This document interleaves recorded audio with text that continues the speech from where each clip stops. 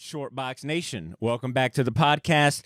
Thanks for joining us. If this is your first time tuning in, welcome to the show. My name is Badr, and this is the Shortbox Podcast, the comic book talk show that brings you the best conversations about comic books and pop culture inspired by comics. This is episode 413. It's the official first episode of 2024. Welcome to the new year, Shortbox Nation. If you're watching the video version of this podcast, you know that I'm recording it in a different location. I'm not in the usual Shortbox studio today. Matter of fact, I'm in a very, very special place. All right, today I'm honored to be recording this episode live from Gotham City Limit. You've heard me talk about this place at least 1,000 times this year, but in case you've been living under a rock, or maybe you're not local to Jacksonville, you're not familiar with the scenery behind me, I'm in Gotham City Limit, all right? Jacksonville's premier and award-winning comic shop. My personal favorite shop in all of Florida, and apparently a lot of people's favorite shop in Florida because Ben's got quite a few awards hanging on the wall. So I'm not alone in the love that I've got for Gotham City Limit.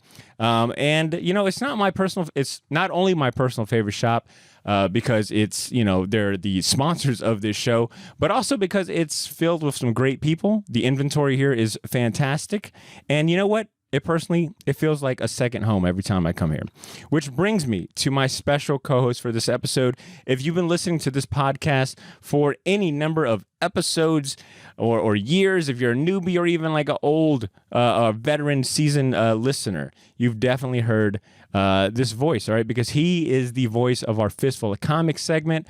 He is the best comic salesman you'll ever meet, and I challenge you to find a more energetic, kind-hearted, and passionate fan of comics and comic shop owner than our special co-host today, Mr. Ben Kingsbury. We don't have our headphones on. Yeah, that's good. Yeah, so we know this is a round of applause. I appreciate it. Yeah, it's excited, man. No, this is amazing, man. Can't wait. 2023 was a special year in comics.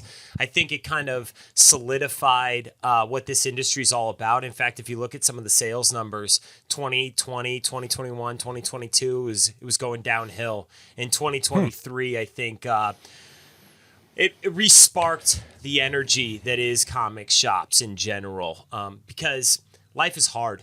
Life, lots of things happen. Everybody, you know, they always say life is a comedy or a tragedy.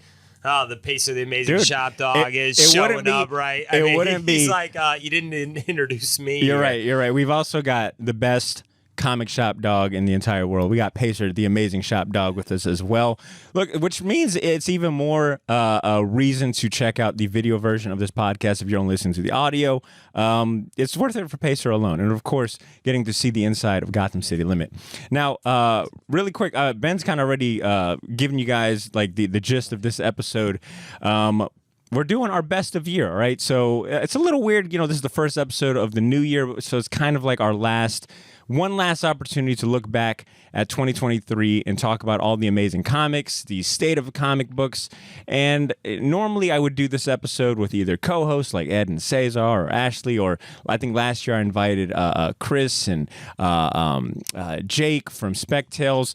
This year I decided to do it a little different because if I want to get an accurate picture and idea of how comics have been, I figured, man, I've got the greatest resource right in my backyard. You know, Ben Kingsbury, you know, owner of, like I said, Jacksonville Premier Comic Shop. And, you know, Ben, I feel like you are this has been overdue.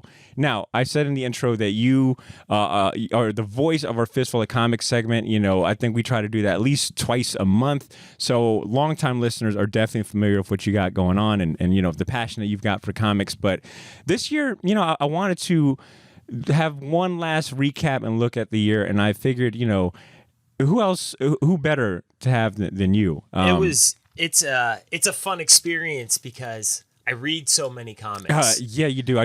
You told me. I'm sorry for interrupting, but I want the listeners to understand how much you read comics.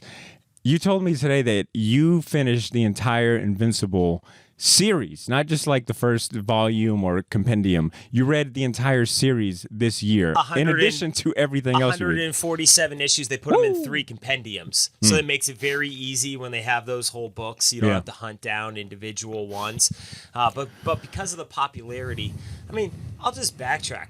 I started this comic book store because every comic store I went into before I had this place, I couldn't tell if they gave a shit if I was there or not. And then people don't, their wives, their husbands, their brothers or sisters, whoever they live with, they don't want to talk to them about the coolest new comics. People legitimately want a place to escape life. That's what I was saying. Life is hard. Life is a comedy or a tragedy, depending on how you want to look at it.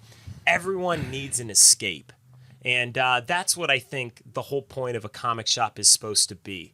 But I read so much. I mean, this morning alone, I think I read 11 comics that came out this past week. Wow. I legitimately try to read almost every new comic that comes out every week. 2 reasons. One, how do you sell something if you don't know what it is? People find out real quick you're a fraud if you try to BS people into reading stories. So I always, when people say, hey, what's a good recommendation? I give them one. And then one of my go-to kind of jokes or lines is, I wouldn't lie to you. I want you to come back. So that's really important to me. Do you have a ritual when it comes to reading? Like, is it at, dinner time? Is it a late night kind of unwind thing? Yeah, or just... I have a percolator of espresso coffee brewing in the AM, and I sit down with my espresso and I read comics. So you're more of a morning type. Morning, at night, man. I'm tired. I'm done. You eat dinner. You watch a TV show. Yeah, it's pretty much the end of the night. It's hard for me. You ever do that where you're like half falling asleep or trying to read? And you're like, I just need to put this down. You know what's interesting? I've become the opposite now. And this year alone, I have really gravitated towards reading comics at nighttime. And I mean, no disrespect, Ben, you already know I'm in here like every week buying comics, so I can say this confidently. But I've really gravitated towards reading my books digital, just because I've got the iPad at nighttime. And it's an opportunity for me to just like unwind. That's my way to unwind, is I'll read my books until, like you said, I start dozing off, and then I know it's time to go. And then I'll pick up in the morning wherever I left off. Well, owning a business, doesn't matter if it's a comic store, guitar store, you own an auto dealership, you got your own bakery. It really doesn't matter. There's a lot of anxiety and stress that goes along with it. So in the morning, the reason I enjoy it is because I know my day is about to get started. I know there's an email in there that I'm going to have to get to. And it kind of gives me an hour to wake up and just get my mind off of the everyday thing. So the morning time is for me, but in reality, it's whenever I can find time. I respect that.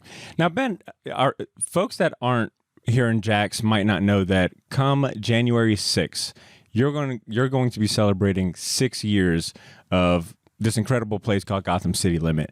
How are you feeling right now? I mean, with the year coming to a close, knowing that you're going to celebrate a huge milestone in less than a week, like how are you feeling about? Well, I got to throw a party. So a little panic, just because I want to make sure I get it right. But the reality of all of these events, whether it's our free comic book day we do here, Batman Day, getting an awesome award, having something like our 6-year anniversary party, when I get to it, that's when you start thinking about, all you put into it. It's hard to notice change in life when you're involved in it every single day. But when we do these big events, I get to go post old pictures, and that's when it really hits me. We've been doing this for 6 years, but I break it up into 2 3-year leases basically in my head. The first 3 years, I had no fucking idea what I was doing. I mean, literally, I read comics, but I didn't know how to run a comic store. I didn't even know how comics were really ordered when I first started. Obviously, there used to be an old shop down the street called Gotham City Limits. And the man and woman who owned that, he was going to retire and shut it down. I got my pull there because I'm 2 miles from here, which is very nice, by the way, being close to work. And he was shutting it down. And literally in my head, I thought, well, if they can keep this fucking place open, then I got to be able to keep a comic shop open, even if I don't know what I'm doing, just because of my love for it. I'm a people pleaser. I really do like to try to take care of people. I think that's a big part of any kind of subscription business you're going to be a part of. And without the people, none of those awards matter. I don't win an award, or we don't win an award here because we're the best. We win an award because we've made the biggest influence on people, and they were willing to go vote for us. because that's how you win. You don't win by yourself. I mean, I created 25 different emails to vote from every single morning. But how bad do you want to fucking win? You know what I mean? So I wanted to win pretty bad. Pacer, theshopdog.com. You know, I mean, I did them all, baby. I respect that. Yeah. So, I mean, that's really. But look, that was only 25 out of probably 1,000 votes, Ben. Come on. Right. But so, like I said, I break this down into about 3 years. The first 3 years was learn the business. I mean, I was a newbie. I embarrassed myself a couple times with customers. I can think about specific moments when I first opened where I thought I knew what I was talking about or I thought I knew what I was doing. I mean, shoot, now DC does incentive variants. When I opened this place, DC did not do an incentive variant. It was not a thing that they ever did. They did an A and a B cover. And now they have morphed into these monsters of retailer exclusive incentive variants. So the first 3 years was me by myself in here. You know, the desk used to be back in the back of the shop. I used to have a couple pinball machines. This place used to be pretty empty. There weren't all these giant bookshelves and all this cool product in here. And that's where my focus was, learning how to run a comic shop or what would be successful and might work. And then the last 3 years is I really feel like where the growth has been. And it's because I've gotten some amazing people. I mean, you know, Friendly Neighborhood Jonathan. Come on. He's the best comic shop employee, period. I couldn't ask for anybody who cared more about comics. I mean, that's one thing you want when you're a comic shop owner. Get a comic addict, because he's got to show up just for his pull, right? So he can't say no, even if he's feeling tired, like no. So I think that's the difference in the 3 years, or in the 6 years that we've gone through. And now every single time, every single month, I'm just blessed and lucky to have this place. I can't believe we're going into 2024 already. The holidays seem to go by so quickly. Man, ain't that the truth? You know, it's before I know it, it's December 31st. We're moving and grooving, rocking and rolling into 2024. And I have a personal saying, and that is, if you're ripe, you're rotten, which means we're not ripe. We're not even close to ripe. Like, I might be good at selling comics. I might love comic books. I might love having a comic shop. But there is a lot of room for growth for us in here. And so, you know, for that, in that aspect, I mean, I cannot wait. I literally wake up every day kind of excited. I mean, this is my happy place. When I leave for a couple days, 4 or 5 days, and I come back, man, I cannot believe how much I actually miss just being in here talking to people. You know, I tell people all the time, I say, they start interrupting me while I'm talking. I was like, I pay $2,000 a month in rent so I can talk, all right? Not for you to talk. This is my happy place too. So that makes a lot of sense, because you know, I look at the squad you got, you know, Jonathan, Ian, you know, now Santana. And I always think, like, man, Ben doesn't take much vacation, even though, like, his shop's in great hands. If you wanted to, I imagine you could, you know, be a little more hands off. Just this last Thursday, I had Santana and Jonathan here, and I could have easily just taken the whole day off.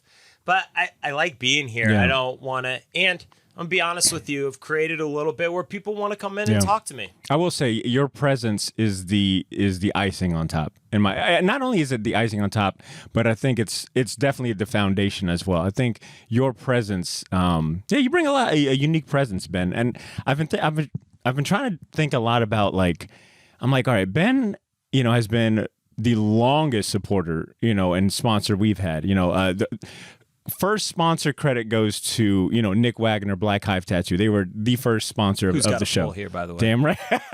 Full circle. And then I was thinking, like, man, you know, I can't recall the early days of me and you talking and, you know, building a relationship, because it just feels like so long ago. To your point, you know, 5 years might as well be 20 years. But I remember thinking, like, you know, first meeting you, I was like, wow, he's a lot different than the previous owners or even other comic shop owners I've come across. He's got great people skills. He's one hell of a salesman. And I think you just bring such a unique energy to comics that isn't very common at all. I mean, even your voicemails, you know, like, we've got listeners that thoroughly enjoy, and they feel like you're their comic shop guy, just from the voicemails alone. I think your charisma and your energy comes across all the time. Well, I don't get all the compliments here because our relationship has definitely morphed over the years. Yeah. When we first started, it was a straight sponsorship. And I don't even know if Fistful of Comics was even really a thing. In fact, if you remember, I used to send you information and you would read it. You're right. You're right. Yeah, you used to read it, and then and it used to just be the standard solicitations. Like, these are my 3 comics I think that people are gonna want. And then it just morphed. And to be honest with you, your Fistful of Comics, I don't know, where'd you get that segment opening from?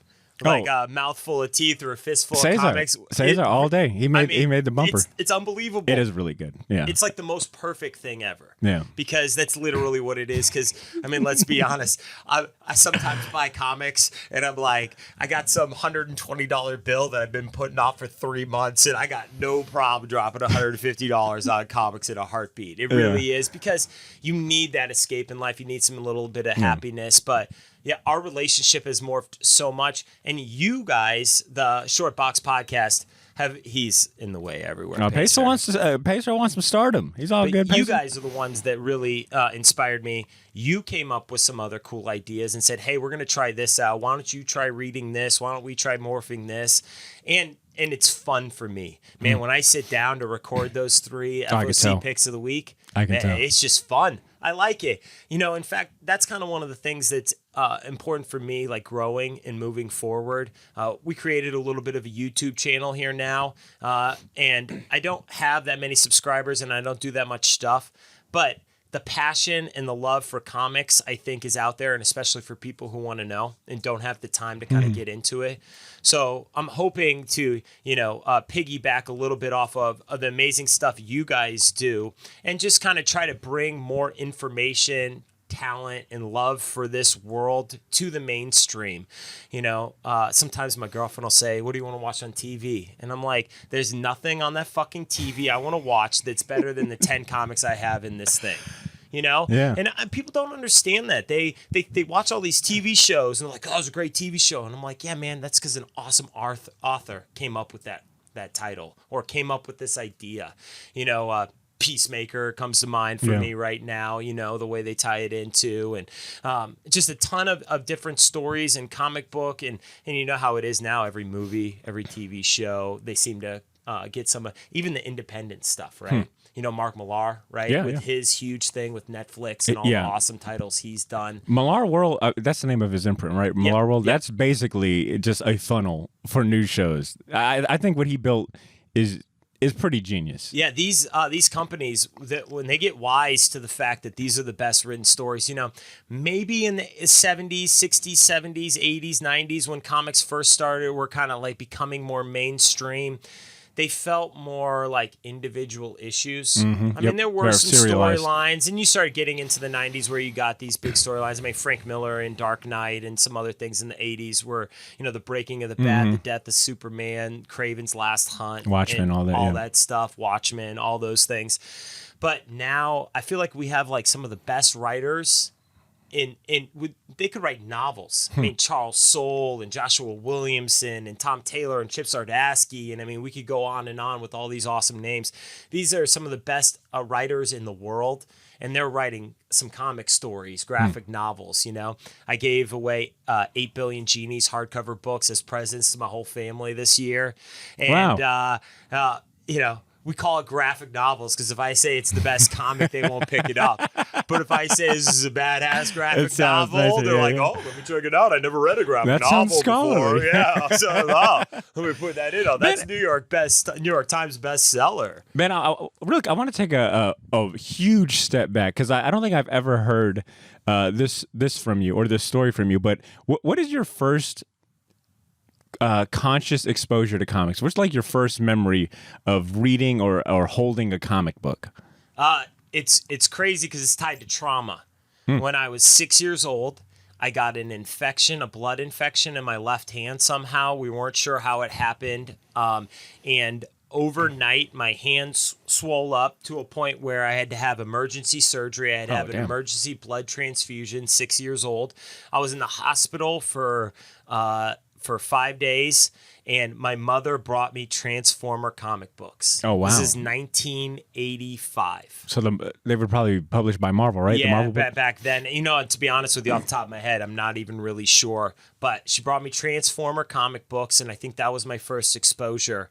And then from there, I became obsessed with babysitting, caddying, anything I could do, mowing lawns, so that I could go to the comic shop. In the 80s and 90s, comic shops were very much card shops. Yeah, with some specialty comics shops, in them, that kind of thing. Now, you still carry cards, Magic, and all those kind of other things. But back then, it was basically baseball, football, that kind of stuff. But that's literally my first that I really remember. And then Amazing Spider-Man, Kraven Last Hunt, The Breaking of the Bat, and The Death of Superman are three major moments in comics that have an effect on me to this day. And then I went back and read old Spider-Man, and there's something about the ability to draw strength in real life from moments that you've read about. So when Spider-Man is trapped, and he is giving up, and and then he thinks about Mary Jane and Aunt May, and you got to do this. I can't give up. And those moments, literally, I do think about in my real life when I'm having a hard time. And I think, you can do this. You can get through this. You just got to make it happen. And you draw inspiration from some of these stories. And I think that's the whole point, right, of telling stories, is to let everybody know, hey, man, we're different generations, but we're all the same. Everybody who grows up thinks they're living a brand new world, right? They think that this is my experience and no one's ever had that, and it couldn't be further from the truth. Couldn't be. Yeah. And I know I thought like that with my parents. Like, they don't know me. They've never lived my life. They don't know it's a new world. And then you get a little bit older and you're like, no, history repeats itself. And I think that's kind of the point of a lot of these stories, is to let you know, hey, man, you got people in your corner. Now, that have your back. You want to be a part of a group. That obviously has a big effect on comic books in general. But I draw a lot of strength from these silly stories, if you want to call them that. From some of this stuff. There's something about the bounce back. Everybody knows the Dark Knight scene, right? Why do we fall down? So we can pick ourselves back up again. And that's kind of the major overall theme in comic stories, is that, man, they're going to beat you down all the way to the ground. But do you have the courage and the stamina to stand up and make it happen again? So but it literally goes back to that Transformers, which is so cool, because now Transformers, I can't believe how popular it is.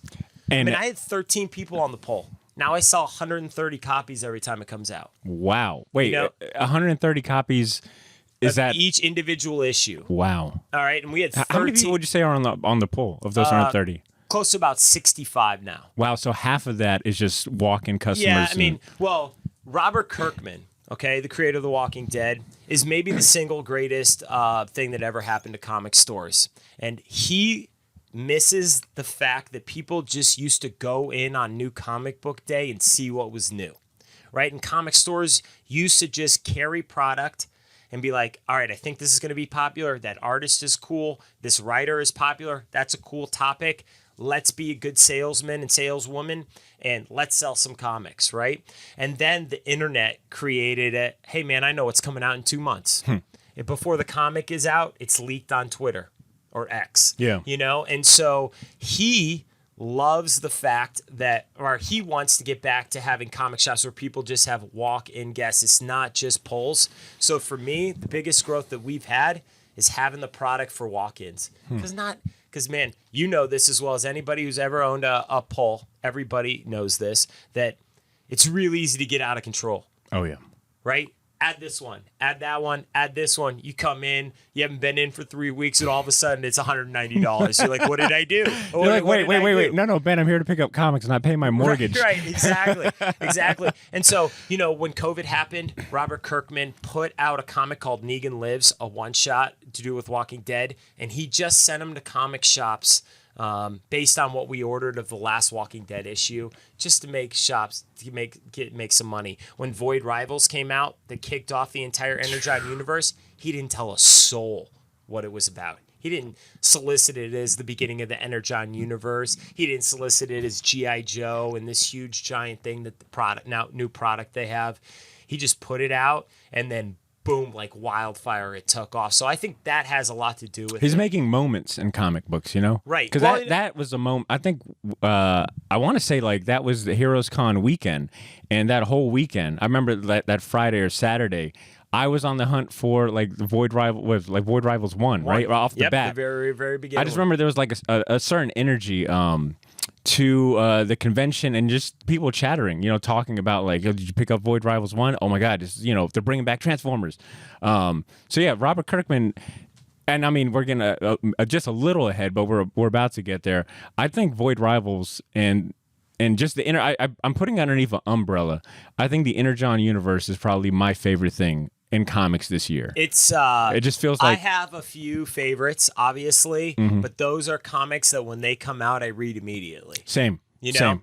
And another one, going back to Robert Kirkman, this has been going on for a couple of years, but I never got to read The Walking Dead from the beginning. And they've been reprinting it every color, 2 right? weeks in color. Which is nice. And holy shit, it's like literally one of the best stories ever written. Damn. I cannot. It comes out. I already got next week's Walking Dead that comes out. Jonathan pulls it out of the box for me, like, here you go. Here's your Walking Dead, because I know you want to read this. I never got to read it from the beginning, and it is just spectacular. Just his writing, the characters, the overall, and then in color, I think it gives it a whole lot of life. I started picking it up in black and white like near the end when I first started this place. And to be able to go back to the beginning in comic form in the way it was intended, you know, because that break, people don't like breaks anymore. We get Netflix streaming and Disney Plus, and Hamill watch all 7 seasons in 3 weeks. Binge watching. Man, X-Files is my favorite TV show of all time, and holy smokes, I couldn't wait till the following Sunday. There was something about anticipation, about waiting, about, hey, it's coming. Oh, is this the week it's out? Oh, it's almost Sunday. You got to give yourself something to look forward to. So in that aspect, I really love comics for that, but the way he is just transformed Transformers and G.I. Joe to make it a mainstream thing is literally the most spectacular thing maybe I've ever witnessed in a comic shop. Yeah. And as someone who, I personally, Transformers and G.I. Joe prior to this, you know, I'm fully aware of them, grew up with them. My dad really loved Transformers, really loved G.I. Joe. It just never clicked with me. I think, you know, just being a little older than that, or I guess younger, older, however you want to look at it, I think I missed the boat. Like, I didn't grow up with them, right? Well, I go back and watch that stuff, and I'm like, it's not what I remember. It's not what I remember, you know? But then I do know that those cartoons taught me something every single time. My parents didn't mind me sitting in front of the TV from 6 a.m. till noon on a Saturday morning, because literally at the end of G.I. Joe, they taught me a new lesson. For sure. Yeah, I watched He-Man, taught me a new lesson every time. How to be a good person, man. There's simple ways to do that, but that's important, especially for grown people. For sure. But I say all that to say, to amplify your point that what Kirkman and the Skybound team are doing with the Energon universe, with these legacy titles like Transformers and G.I. Joe, those are at the top of my reading pile. And I mean, no secret here, I get like preview versions. So when those get sent out via the PR teams, I'm reading those with the watermarks, and then I'll come in here, buy the physical, and then I might even go buy the digital version without the watermarks. Like, it is insane how for me, I've really connected with that series.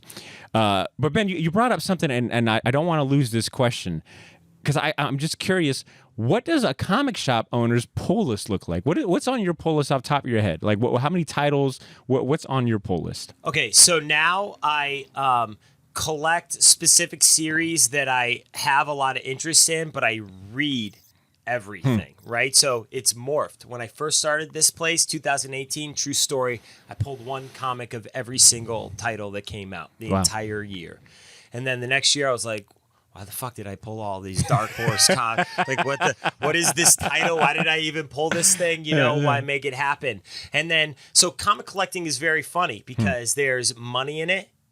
But if you're motivated by money, you're going to find a lot of disappointment, because it's highly volatile. It goes up and down. You got to love this stuff. You got to be a part of it. But what I do find right now is that I read DC stories almost before I read anything else. Not for collectability, not for anything else. They have the best writers. Chip Zdarsky, Tom Taylor, Joshua Williamson. The list goes on and on. And those are Hickman. When Jonathan Hickman writes a comic book, pulling all of it, like the fall of the House of X and all the Rise of the Powers of 10 that's coming out, and then when he originally did that, Decorum, all that stuff. It just depends on the specific ones. Obviously, I collect Spider-Man. I collect Batman for myself. Big major characters that I love, and now honestly, I'll collect comic books just for the cover. And then I'll read just about everything I can get my hands on. Who are some of your favorite artists then? Well, I mean, it's simple. My favorite artist of all time is the Norman Rockwell of comic book collecting, and it's Alex Ross. All day. I read Kingdom Kingdom he's a top Come, 5 for me. And Mark Waid and Alex Ross wrote Kingdom Come, and it just, every panel was painted so beautifully, and it was like the most like elegant. And then everybody wanted to see Superman and Shazam against each other. So Alex Ross is my favorite, character or artist, period, in comics. Anything he does, he does all those timeless variants this year with all the villains. He did that connecting cover set of the 91 X-Men homage. Yeah, that's a good was by far probably great. The most requested, pulled comic. Didn't even matter what the comic was. In fact, you couldn't even find anybody to tell you what 4 comics it is, because it doesn't fucking matter. Because it wasn't about that. It was about the art, on there. But now, I mean, listen, Jorge Jimenez. Have you ever, really quick, on the topic of Jorge Jimenez, because I got to see him in person at New York Comic Con. He's a fucking model. He's a model that happens to draw really well. Holy shit. I follow him on social media. I'm like, he's the prettiest human on the planet. He's the best looking dude in comics. He's doing sit-ups while he's drawing stuff. Doing covers is amazing talent. For sure. But being able to draw interiors to the level that he does is what separates him from a lot of the other artists, in my opinion. But the J. Scott Campbells and the Ivan Tao, so popular now, and some of the newer aged people. One of my favorite, obviously, is Tyler Kirkham. I still have an affinity for men and women that draw with pencil. Like, I know they can draw on pads, and I know they use that because it's a little bit easier to supplement their work, add some colors in the back. It's obviously still real art. Those people are incredibly talented. Sweeney Boo, a new modern one that I think exclusively basically draws on iPads or, uses some technology along with it. But, man, people that can draw pencil and ink, the Jim Lees, the Todd McFarlanes, even Rob Liefeld, he has such a fractured fan base. It's so funny. There's people that would die on the cross for him. You're right about that. And then other people that just can't stand him because he picks fights with people on social media, so he kind of creates that. But Tyler Kirkham, he's done so many of our exclusive covers here. I've said it all the time. You might as well just hire Tyler Kirkham as he's basically a honorary I have employee. A real goal. That man's coming to my shop. Let's do it. Yeah, and we're gonna blow it up. I mean, that's one of the things I really want to do moving into 2024. If you give me truth serum, the next step for me is I have some really cool relationships with some artists and writers, and now it's time to take this thing to the next level and start bringing them into Jacksonville. I know people talk to me about MegaCon all the time and Collective Con that's coming here into town, but what would really separate us as a shop and as a community would blow Jacksonville up a little bit. Just start bringing some of these guys into town, guys and girls into town, and let them meet some of these people who buy all their stuff all the time. So, that's one of the major goals for us here is to start having some of those people in there. So you don't have to go to MegaCon and pay $125 and stand in line for 3 hours. Because God knows, I fucking hate standing in lines. I like literally as an adult now, they can't get me to go to Disney World anymore because I'm just not going to stand anywhere for 15 minutes for a 2-minute ride. Look, I co-sign that. I co-sign both of that. I'm not a big fan of lines, and if we can bring, amazing comic book talent to Jax, I'm all for it. Ben, real quick, before we get into talking about 2024, I want to go ahead and go through some of these categories for, best of year. We're talking best of year in 2023. And I sent you a couple of categories. And sure enough, if there's one thing I really like about you, Ben, is that you will do the homework. It don't matter what crazy idea I have or redundant, maybe silly question I have. You're going to go ahead and do the homework and step up to the plate. So I've got a few categories. Some of these are like, just your standard best of year categories that most people will be familiar with. I sprinkled in a couple of unique ones for the shop and for yourself. But let's go ahead and tackle the first one I've got on here. Favorite single issue of the year. And I'm going to give you an opportunity to I phrase them as favorite because I firmly believe, you actually might be an exception to the rule. Because when it comes to best of year lists, I don't know. I look at those a little funny because I'm like, unless you've read everything with a critical eye, then it's not really you know what I'm saying? It's like, it's kind of hard to say that this is the best comic of the year because it's like, well, did you read everything? Like, how are you gauging that? But you actually might be an exception because you've read probably every single comic. So I'll give you I'm phrasing these as your personal favorites.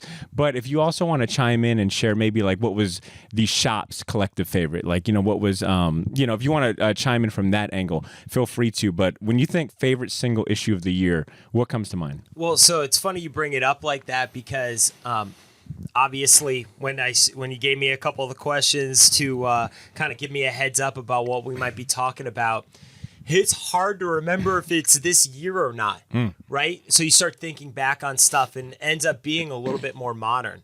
So then as a good comic shop owner, I go online, I start searching comics of 2023 and try to get some opinions from some other people and realize there's a whole lot I didn't read. Yeah. What's it? The Enfield Gang Massacre. That Texas Blood. Yes. That is one story that people die on a hill for. When that Texas Blood came out and then now the Enfield Gang Massacre, a lot of people have really strong opinions about it. It's nothing I ever read. So it's something that eventually I need to get back to. But two comics really stand out to mind because they kind of caught me off guard. The first one came out about a month ago. It had no press at all. It was John Ridley, if I'm correct in saying his name, and it was called Ministry of Compliance. And it's 60 pages. It is no ads. I didn't know anything about it. They put out very little information in terms of like solicitation. Just kind of was one of those. And when I read it, it blew me away. In fact, that week, I think every time, I have a pick of the week in here, but every time someone asked me, I would say, this is literally one of the best comics I've ever read in my life. Wow. And I'm a little worried because, how comics are. You read one, and then you get to the second issue, and you're like, wait, is this the same story I was reading from the first one? They don't always just pick up where it left off. But it had so many twists and turns in it. In the first issue, it was well written. He jumped right into it. And it's got a little bit of a extraordinary sense to it in terms of like it's not just focused on planet Earth. And so it blew me away. I read it because it's a brand new comic. And then it was like my singular goal to get everybody who reads comics to read it. Because every single person who I did end up recommending it to came in here and talked to me about it. It was that good. Wow. And then another one that came out, and it's crazy because they do so much Batman that it almost is like overkill. In fact, if I had like one thing for 2024, it'd be like, do less Batman, right? For DC, is like, come on, man, you got so many cool characters. Yeah, I think that's applicable every year. Right, yeah. It's just like, they're like, Batman sells, so make another Batman. But Batman Gargoyle of Gotham, it came out on Batman Day week this year, Raphael Grandpa. Yeah. Holy fuck. Man, he redrew Batman. It's a year one style story with Batman. So his cape and cowl are so cool. The artwork is very unique. In fact, there's a new villain in it called Crytoon, which when I first heard Crytoon, I'm like, oh my God, how fucking cheesy, right?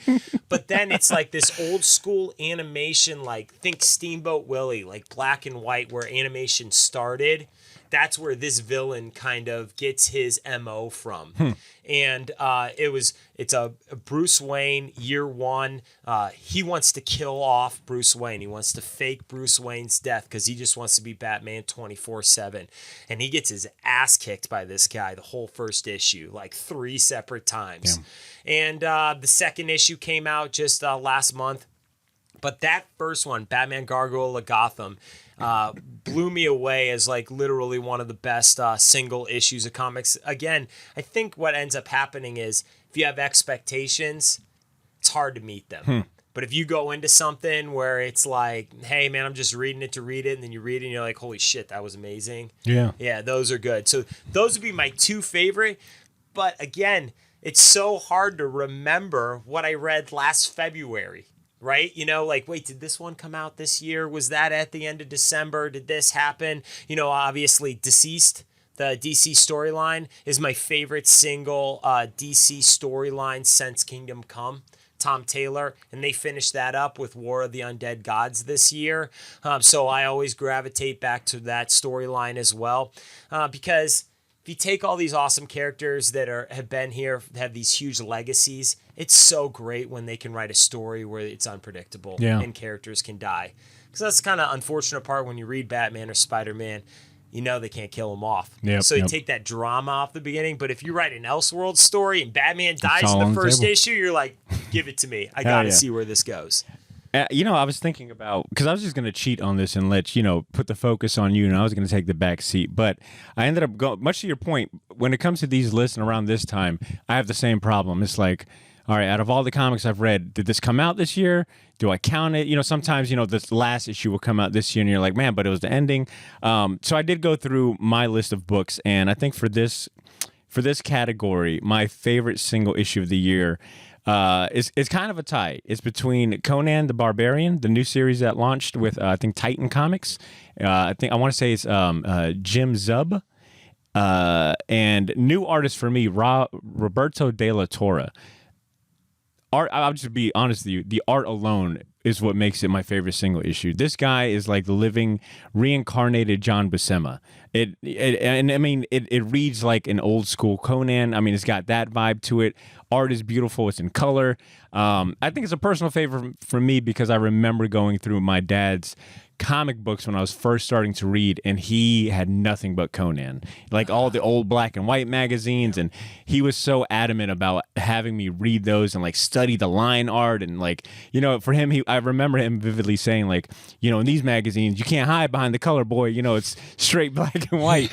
So reading this new series, it was like a nice like kind of like trip down memory lane, but also like, this is a modern kind of Conan retelling, but also still pays homage to the classics.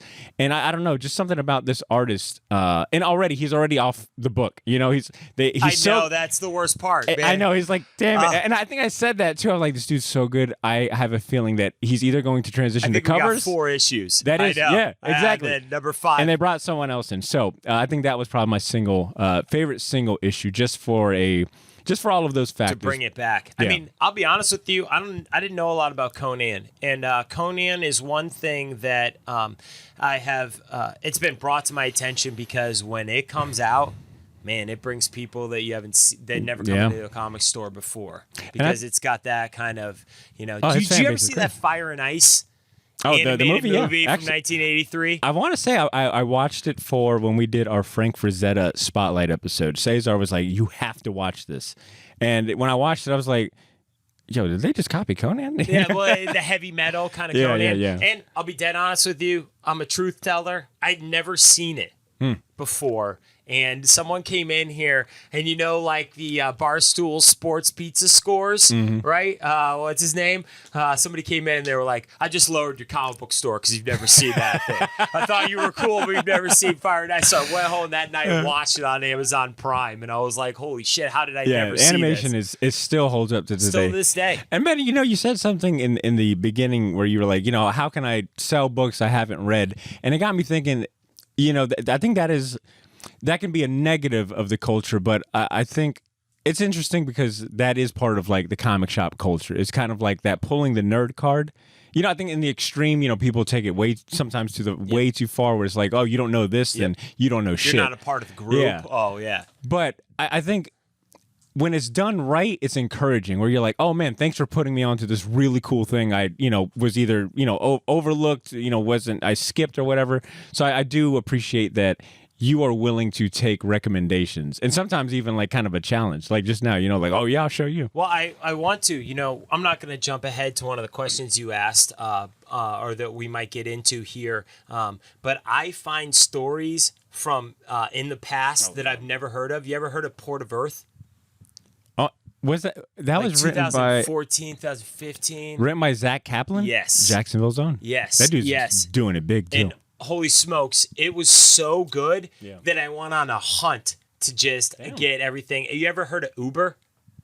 I mean, I've got it on my phone. Okay, yeah, exactly. No, but there's a comic that came out called back in the 2010, 2011 mark called Uber, where basically instead of World War II ending like we know it did, the Germans created a super soldier serum, and they started creating these soldiers that so it continued the war. They actually continued the war. They invaded America. The Americans and the English were trying to steal the secrets from the Germans. I never heard it before in my life, and then I go on these massive hunts to find all of these stories to read. That's my favorite part. Obviously, I want to lead people when they come in. They want to say, hey, what's new? What's going on? Let's check it out. So then I read it, I know it, but I learn so much from people. Again, people like Jonathan. I say, it's not just that he's a friendly guy and he loves this stuff. He's legitimate. He knows all of his comics. He knows the storylines. I'm like, hey, Jonathan, when did this happen? He's like, oh, that was Green Lantern number 14. I'm like, dude, you're walking Google, dude. He's the best. Amazing. I guess I should also warn or not really warn, but give our listeners a heads up that you might want to have your Notepad app ready, maybe a pen and paper, because I feel like there's going to be a lot of recommendations flying at you. I'll try my best to have the time stamps in the show notes or a list somewhere. But Ben, to your point, let's move on to the next category. Favorite limited series. Okay, yeah. So I was thinking about this really hard. And my favorite limited series that came out, because I didn't want to just be Marvel, DC, right? Even Image has gotten so popular that it's almost a third arm of the major comic book companies. Boom Studios, Sarah Gailey, Liana Kangas. I'm sorry, I butcher names all the time. I just go for it. That's what I tell people. Know Your Station. It's a 5-part series. You ever heard the theory that Flintstones and Jetsons happen at the same time? Yes, one of my favorite fan theories. Yes, it's one of my favorite things too. When I heard that, it blew my mind, and now that's all I think about. Know Your Station is set where it is on these huge space stations. Earth's been ravaged. The billionaires got to leave Earth and live as a part of this new community in outer space. And there's just these everyday folk who are their hand and feet. They do everything for them. It's a murder mystery mixed with some AI. And it had no idea about it, didn't know. Boom Studios, small distribution company, read the first issue, and then when that came out every month, it was one of the first things I read. So if you really want to go check out a cool new story series this year, Know Your Station was unbelievable. I'm adding that to the list right now. Then I have one more that I really love, and there's a reason I love it, because, man, James Gunn made Peacemaker fucking cool. I don't even know how he did it. to be honest with you. It's kind of unbelievable that he did. And then they wrote a miniseries, Peacemaker, this year, and it's the smartest thing that anybody's ever done. He made the entire DCEU connected. So they wrote that Peacemaker show. It got my girlfriend wanting to watch a TV show every week. She does not watch or go to this stuff. In fact, she would appreciate not hearing about it. You know what I mean? And that Peacemaker comic series that they wrote was like I was hearing John Cena in my head. Are you talking they wrote about? It so are you well. talking about the Kyle Starks one that came out? Yeah, recently. Yep, the 6-part series. Yep. Peacemaker kills or. I know which one you're talking about, what and I'm I'll talking look it up about. here. Yeah, I can't remember the title off the top of my head, but because of the obscurity of a character like Peacemaker in general, and then their ability to write comics that matched the TV show where you could literally hear the characters in your head, I couldn't wait for that. It was amazing. I think I found it. It's called Peacemaker Tries Hard, Peacemaker and it is Tries written by Hard. Kyle Starks, art by Steve Pugh. Yep. I'll echo what you just said, because Peacemaker, the TV show, I think my expectations were. No, actually, my expectations were pretty high, because I love the last Suicide Squad movie. Yep. It's probably one of my favorite superhero movies ever, and that won Blythe over. But she did not believe that the Peacemaker TV show was going to be, worthwhile. Boy, when I say after, I think by episode 2, that was, hey, baby, everything, shut down everything Peacemaker's on. I mean, look, yeah, man, she's I a don't big fan. admit when I cry very often, Oh, but when please. that fucking eagle hugs him, every time I lose my shit. It is really awesome. I can't handle it. It's like, or what's her name? It's like, I can't believe it. An eagle's hugging you. Like it blew me away, and that's just one little tiny part of the entire story. No, that's great. And John Cena, right? I mean, a lot of people Unlikely. No, I mean, most of the people who come in for whatever reason, I bet he's an awesome guy in real life, but a lot of people, I don't really like him or I don't really like his stuff. And boy, did he just nail the character more than you possibly ever could have. You just got me thinking. I think it was maybe the first episode or second when the eagle first hugs him and he goes, hey, take a picture. He's trying to, nobody's there. He thinks his dad's there. No, it's amazing. It's so good, man. It's fantastic. Every character, judo master, he's great. all the way down to the helmets. Unbelievable. All right, I'm going to go ahead and chime in here and say, I don't know if this is a limited series. It looks like it might end with issue 9. I don't see any further solicitations, but Local Man. It's put out by Image Comics. It's written by Tim Seeley and Tony Fleeks.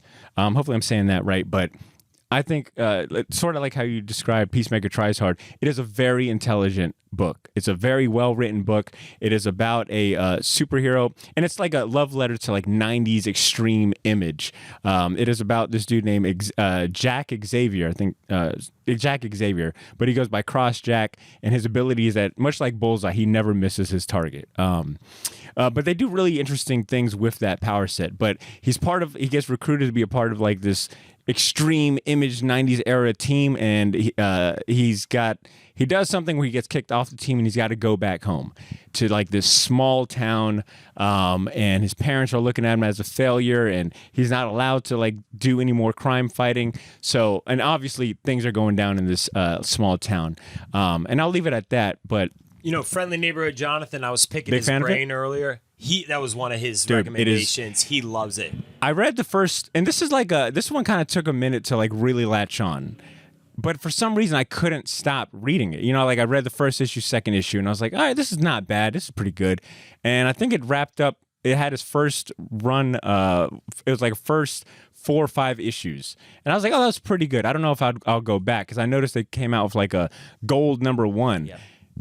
I recently read the gold #1 and I consumed the rest of them. And I'm actually a little saddened I'm trying to hold back tears on the camera, because I don't know if this is going to be if it stops at issue 9, I think I'll be really upset. I hope it keeps going. But it's fantastic. And just like you said about Image, the covers they've been doing double-sided. Yes, because you get two stories in one. It's the current story, and then the other side is the extreme Image era. It always looks like Image comic from 1991. Yes, yeah. That's still not worth anything. Yeah. So to your point, it's also it's really meta, and the premise is executed really well. Yeah. So Local Man is mine. Ben, this one is specifically for you because last time I was in the shop and we were kind of brainstorming the categories, you brought this one up because you already had an answer before we had a category. I knew it. It was the easiest question of the day. Tell me what's been your favorite comic book cover from 2023. Okay. It's simple. It came out last month. It's Fantastic Four number 13. I already prefaced it by telling you that the Norman Rockwell of comic book art, Alex Ross, is my favorite. But holy shit.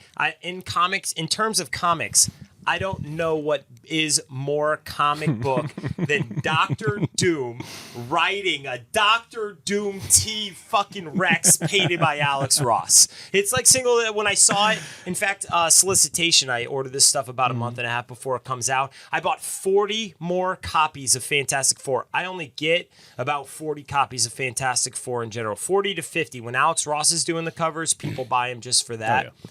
So it'd probably sell about 10 or 15 more. I got 40 more copies. I got 100 total copies of that cover, and I sold every single one of them in the first week. Wow. Simply because of the cover. I can't even tell you what's in the fucking issue. Honestly, I can't even remember. I've been reading Fantastic Four. Cool. The kids got teleported out for a year. They're back. Ben Grimm, blah, blah, blah. Alex Ross painted Dr. Doom riding a T-Rex as Dr. Doom. The T-Rex has a Dr. Doom cape on it and a mask. He's shooting lasers, and actually, now that I bring it up, he is actually riding a T-Rex in that comic. So it is not just the comic book cover, but it's when I saw it, I knew I was going to sell it. Month and a half before it came out, and then when it came out, I sold it like hotcakes. It's easily my favorite. It's the first thing I think of. I bet there's 100 other ones. If you brought one up, it'd be like, oh shit, I forgot about that, or oh, what about this cover? But Alex Ross painted Dr. Doom riding a Dr. Doom T-Rex. I mean, I think every little boy loves dinosaurs anyway, and easily my favorite comic book. In fact, I've tried so hard. I have no footprint on X, okay? Like none. I got like a couple hundred people that follow me. I focused more on like other social media platforms. I've tried so hard to be like, what's your favorite comic book cover of the year? We'll start. One of those posts? Yeah. And I get no fucking engagement. I get nobody to even share one thing. I get a couple likes on my thing. I just kept throwing that picture out there. I went on other people's X accounts, and every time they asked what your favorite cover was, I kept posting that thing. Like, bar none, it's the one that is in my head, and that's my winner of the year. I have 3 copies personally for myself of it. Damn. Alex, you know what? Maybe that would. How crazy would it be to own the original art for that? No, man. It's okay. I actually have a goal in life to own a original piece of artwork of Kingdom Come. Oh wow! From Alex Ross. That'd be epic. They go for 20+ K. And I'm just not in the financial position in my life where I need to be dropping 25K on a piece of artwork. I bought original art from our exclusives from Tyler. When we did the Moon Knight, when we did the Amazing Spider-Man, that's one of my single favorite covers of all time, the ripping of the spider suit that we've homaged a couple different times in here. And I bought that original art, and they're $4,000 or $5,000. And every time I spent $4,000 or $5,000 on original art, I was like, what the fuck am I doing? but I'm like, I gotta do this. I gotta do this. For sure. That was a little special because it's tied to the shop. Right, and it's my exclusive one. But yes, owning any Alex Ross. Now I really do like that, man. Owning comic book art, original art from actual comic book covers is like such a cool. That's definitely something I want to get into, but I'm timid because of that exact same reason. I've seen like what those prices go for, where they can go. And it's not easy to flip. So it's not like something that you hold on to and then you're like, oh man. So 2 years ago, I spent $12,000 on AF-15, Amazing Fantasy 15. And that in my head, I could sell that any day of the week. Yeah, it's an investment. But comic book art, while it is awesome, it's not something that you can just, oh man, I really need $5,000. let me go try to sell this original piece of artwork, because those specific covers that I own now, I have a vested interest in them. They're in my shop. They're also first appearances, so they're very, very cool. They're just not easy. I probably have to send them off to heritage auctions. Original comic art is like a niche within a niche. Like there's not that many people that I personally know, and probably safe to say for you as well that collect it. I like know that. one person who has a pull here who collects original comic art, and he's been collecting Doctor Strange since the 70s. Damn. He gets, if Doctor Strange is, part of the cool thing about having a comic shop, and one of the reasons I think that we end up succeeding a little bit here is because of customer service. We talked about this a lot, but if Doctor Strange is in and he wants a copy of it, but he's got 2 kids and a wife and a job, and he can't go through X-Men, original X-Men, or some new title. And between Jonathan and I, we pretty much read everything that comes out every week. We come in and we're like, ooh, grab one of those, Doctor Strange is in it. Kind of an idea for cool. our pull customer. And I know he collects original Doctor Strange art, but he's the only one that I've met in the 6 years that tries actively. But if you think about it, that should be, that's the cream of the crop. That's way better than getting the first print of something at a 9.8. There's only one. Oh, yeah. And you got That's it. the one. Agreed. Yep. All right, let's move on to our next category, which is favorite creative team from this year. If you don't mind, I'm going to lead this one. Yes, because please. You killed it on the covers, the cover category, so I feel like I got to contribute something. You're probably, this is a hard one, because you like a lot of writers, a lot of artists, but like together, who's the best team? So I'm interested to see what you have to say. I think this is an easy answer, because I think I've said it before, but the thing is, they continue to just show why. And I feel like some of our listeners already know what I'm going to say, but Ed Brubaker and Sean Phillips, once again, this year, I was thinking about it today that they don't have a monthly title. They're doing like this now. It almost feels like maybe quarterly, like these quarterly graphic novel drops. This year alone, I know they came out with Night Fever, and then most recently Where the Body Was. Yep. And they might have dropped one in addition to that. I think those were the last 2. Okay, those are the last 2. Yep. And I really like their drop method, like that frequency, because it builds anticipation. The product that I am getting is probably 3-4 months worth of comic books. Those graphic novels are about 90 pages, or give or maybe 60, 90 pages. And it's quality. It's a nice hardcover. It comes with those little art prints, and these 2, the Night Fever and especially Where the Body Was, they just don't miss. You feel like it is such a tired thing, I think, to say like, oh, they're 2 of the best creative team. They're like the best creative team in comics. But they continually show you why. The story is amazing. They're the art tied together. Yeah, you know what I mean. Like if you one. think of one, you think of the other, and that's sure. That's why I was saying it's very hard, because I can think of like, ooh, I love Tom Taylor in this, and ooh, I love Chip Zdarsky in that, or ooh, Joshua Williamson, man, I love his writing. But then the artist is kind of different. They don't have that team connected to them. And to your point, those books they put out them out in hardcover. That's what I'm saying. They're limited edition. They're beautiful books. He puts out book plates for every single one, so you get a signed book plate from both the artist and the writer. That's one of the 2 that I thought of, to be honest with you. It feels elevated is the word, I think, anytime I see like a new, and I feel like it's appropriate to call it like a Brubaker joint, the Quentin Tarantino joints. So this year I give them that category. I think they were my favorite creative team just for those reasons alone, but consistency, I think they get a lot of points for me on that. So Ben, what about you? What was your favorite creative team? That's unfortunately, I'm not going to steal any of your stuff. I really do. It's hard for me to think of combo teams, because like I said, they're usually separated. But one combo team, and I've already brought them up. I brought both of them up already on this. The modern Batman run, since Chip Zdarsky and Jorge Jimenez, the interior artwork it's like seeing a cover every time. There's just not many interior comics, and then Chip Zdarsky is writing Batman stories that I've been waiting for. for like 4 years. Is Jorge Jimenez still doing the interior? Yeah. Wow. Yeah, and it's amazing. It's so good. It's some of the best stuff ever. Like it seemed, like I said, every panel seems like it could be a comic book cover. And that's, I mean, you remember the 80s and 90s, right? You got this sweet comic, you opened it up and you were like, that's not the art that's on the front of this thing. I don't even think that applies to just 80s and 90s. I feel like it is really prevalent now sometimes. It's true, especially with how many different cover artists we have. But that was the only other team that literally came to mind besides the Know Your Station team.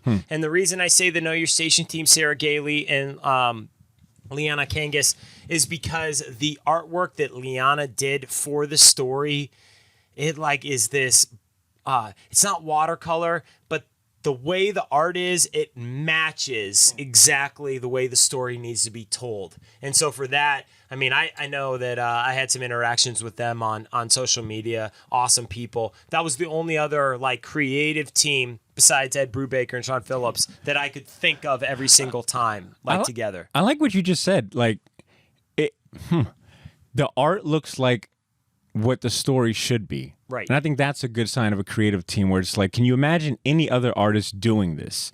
Like, I think Saga is always like an easy example that I use. Can you imagine anyone else other than Fiona Staples doing Saga? Right. It's like, no, like her style matches the story exactly. And I think that's why Sean Phillips and Ed Brubaker are that for me. It's like, if you were to tell me Ed Brubaker's teaming up with anyone else, I'd be like, excuse me? I mean, I know he's done it in the past, but where he's at now, it's like, no, Sean Phillips and, they're one. So Zdarsky and Jorge Jimenez is a really good pick because I didn't think they were, I think it goes to consistency. I think that's like a big factor when I think about, favorite or best creative teams for the year is like, have they been putting in the work this entire year? And it sounds like they have. I mean, if you read a lot of comics, a lot of times, especially when you're trying to get through some stories, you're reading that fast read, right? You're powering through it. Those comics that we were just talking about here, I break down the panels because those tell a story. And that's the important part about comics is that the artwork is supposed to. So you shouldn't skip over it. And, like I was saying, the artist, she's amazing on Know Your Station. She's not the most technically amazing artist you've ever seen. It has a bleed style to it. But the story has a bleed style to it. I don't even really know how to explain it other than just like what we were talking about before. It really it fits so perfect that it made it seem like you couldn't have done it in another way. Well said. All right, Ben, we're going to shift gears here and talk about this one is more so for you. I don't know if I could really chime in on this one, but because I wanted to use this opportunity to not only talk about best of year, but also like address some of the like comic industry and from the retail side. So this next category is tailor made for you here, and I want to know what has been the best seller or most pulled comic book in Gotham City Limit. And really quick before you answer that, can you give me just a rough idea? Pull customer number wise, like how many pull customers do you got? Well, so if we're just going to talk, this is a kind of a two-part question or a two-pronged question, because if we were just going to say what's the most pulled comic, then it's easy, Amazing Spider-Man. There are more people on Amazing Spider-Man the pull than any other comic. What's the number for you? 114. Wow. Yep. And so, and that includes B covers, C covers, but it is by far, especially from a comic that kind of sucks in general recently. I mean, I'm just being honest. It's almost like the quality's always in question. They put it out every 2 weeks. And so they're like, just put one out. And it really hasn't. There's been a couple stories throughout the year that have been great. They brought the Clone back, the Dark Web. There's been some good Spider-Man stories. But Amazing Spider-Man and Batman are the two most popular titles, like in terms of pull numbers, But that's not what I think of when you ask me that question. When you say what's the most popular thing this year, I try to think what was popular that nobody wanted, and then all of a sudden I had people breaking the doors down, right, to try to get. And one of them was Spider-Man, just plain Spider-Man number 7, the first appearance of Spider-Boy. Ramos did a variant cover it was a secret spoiler variant. And I had people calling me from Orlando who said they were driving. If I would hold them a copy, they would drive up here and buy it from me. Wow. It created this chaos around this character, Spider-Boy, and I think it had something to do with the popularity of Miles Morales and Gwen Stacy and how expensive their first appearances are now for a modern comic. I mean, you're talking about characters that are around 2010 and 2014, and now people are paying thousands of dollars for their first appearance. So you got people looking at Spider-Boy like, I'm not going to miss the boat like, this time. This is going to be the new Miles Morales. I'm not missing out. And it caught on like wildfire. And they did 3 print runs of Spider-Man #7. But in terms of like what was the best selling or what people really wanted there, that's one of them. Another one was 8 Billion Genies. Charles Soule, Image title. And the reason I bring it up is that nobody signed up. Not one person signed up for the poll. And by the time it was over, we had 40-something people on the poll for it, which for an independent comic is a very big number. And I couldn't get, I think they did 8 print runs of the first issue. 8 fucking print runs. And I couldn't keep any of them in the shop. Wow. Dang, and now that you bring it up, I think I remembered trying to get a copy of 8 Billion Genies because the hype was so real. Yeah, it's funny. I came in here and asked, and I forgot who was working. I think it might have been Ian. I think Ian just like scoffed. And I was like, oh, I actually got I got to laugh at it, Ian. It was hard insane. to do. Yeah, exactly. No, it was one of those. Another one that more real modern, very recent. Beneath the Trees Where Nobody Sees. Man, has really, again, not one person signed up for that poll. And talk about such a deceiving comic. I mean, granted, the cover kind of tells you what it's going to be about, but if you're flipping through those early pages, you know, and you're not really paying attention, it's like, oh wow, it's watercolor. It looks nice. You're almost looking. You're like, oh, am I reading a Ashley Lanny Hoyt, illustrated book? Like, so beautiful. Don't know, some bears, some anamorphic stuff. You know, you got the couple guys who get all the animal comics. You're like, that's for them. You know, but it has a Dexter. Is what it is. Yeah. It to me, it very much is a Dexter murder mystery story. So the story's amazing. You want to read the story, but nobody signed up for that title. And then now everybody comes in looking for it. We're on the second print of the first issue. The second issue totally sold out.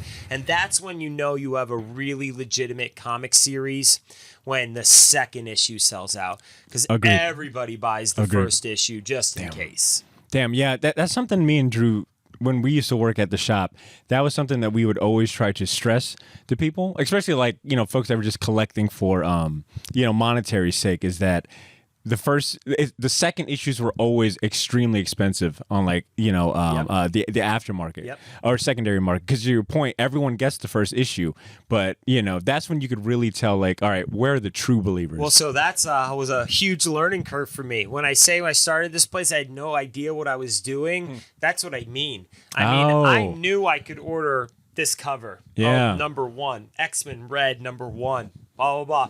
I was naive in thinking that if the first issue was popular, that I better load up on the remaining issues because everybody's going to want them.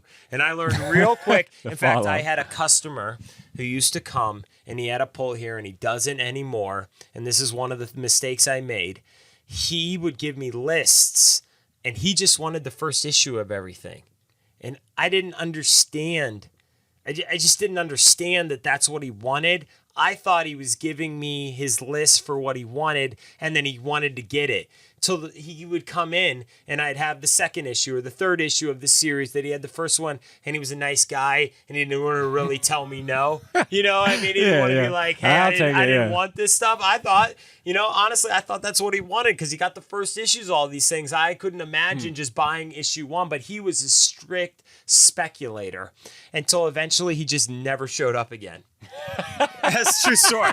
Until he just ghosted me. He fucking ghosted me because he's like, I'm gonna step into the shop and Ben's gonna give me $60 worth of books. Yeah, he's like, I didn't want all this shit. And I don't want to have a confrontation with him about how I don't want this stuff. So that's a true story. I still remember it. I know his name. I won't say it on this thing, but I got fucking ghosted by a comic book collector, like an ex-girlfriend. Ben, you know what? The listeners know that I've got no shame to my game, so I can admit when I sound, when I make a stupid mistake or a dumb mistake. I'm so glad that you came prepared for that question, because me looking at it, I'm like, Badr, come on, bestseller, most pulled comic. How's it not going to be Batman or Spider-Man? Right. So I did not unironically ask that. I straight up asked that. But very good way to make that category fun. I mean, because it's boring. Everybody already knows Spider-Man and Batman. And are I the don't know most why I popular didn't ones. immediately kind of rephrase it, but those were really good choices. Thank you for that. Okay. Moving on to the next category, which is I think we've kind of talked about this in different pieces and ways, but let's just tackle it directly. What's been your favorite accomplishment or moment in the shop from the year? I mean, and I asked that with this in mind. I think what I really respect about what you do with Gotham City Limit is thinking outside of the box, whether it be the events you throw or whether it be the retailer exclusive variants that you do or any of the other things you do with like the community in mind. You do a lot of great things. And I think, it's more than a shop when I come in here. It's like, part of the community. It's part of, the city. And you're always thinking outside of the box. And I think that also has an effect on me because I'm thinking like, okay, how can I, think outside the box because Ben's doing it. So curious to hear from you personally, out of all the things you've done this year, in the name of the shop, what's been your favorite accomplishment or thing? Yeah, so another pretty loaded question, right? Because it's funny how you think back on moments and before and during has no effect. But when I can just take a deep breath and go home and actually think about everything that's happened, that's when it hits me. So, just recently, right? The most recent thing is I got Joshua Williamson to do a 30-second promotional video for the shop. And it doesn't seem like a big deal, but just to hear him talk about Gotham City Limit, I just want to go tell my 12-year-old self, holy fucking shit. They're going to talk about your comic store, about a brand new comic. It's hard for me to believe, right? Obviously, the greatest thing that the shop has won is Best of Florida. Oh, man. Yeah. It's hard to be best at anything. It's hard to be best of Jacksonville. It's hard to be the best comic shop in your area. It is a testament to the people. I still remember when being very nervous about maybe winning the award. It just shows the impact that we've had with some of the people who come in here because they were willing to go on there and vote. That stuff matters to me. But to this day, the greatest thing that ever happened to me, 2018, was it Florida Times Union had their awards program, and they had Best New Business. And I got nominated. I got people in the shop to get us nominated, and they had it at the Florida Times Union Theater. The big award ceremony. They had stage. You set up. I had my Spider-Man suit coat, right?